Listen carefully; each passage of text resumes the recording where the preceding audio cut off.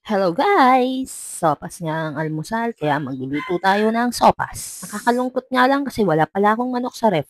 Buti na lang merong bacon kaya bacon na lang yung sinahog ko. Ginisag-isa ko nga lang yan kasama ng sibuyas at bawang tapos nilagyan ko ng carrots.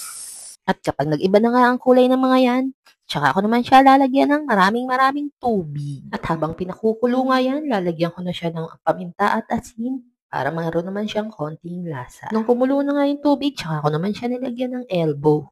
Tansya-tansya lang yan, guys. Nakukuluan ko nga lang yan hanggang sa lumambot na yung elbow. Nung lumambot na nga yung elbow, nilagay ko na rin tong repolyo para naman healthy yung ating sopas na kakainin. At syempre, hindi naman ito matatawag na sopas kung hindi naman natin lalagyan ng gatas. Kaya nilagyan ko na siya ng 2 lata ng gatas para malinamnam yung aking sopas. At guys, ito na nga yung exciting part, yung pagtikim.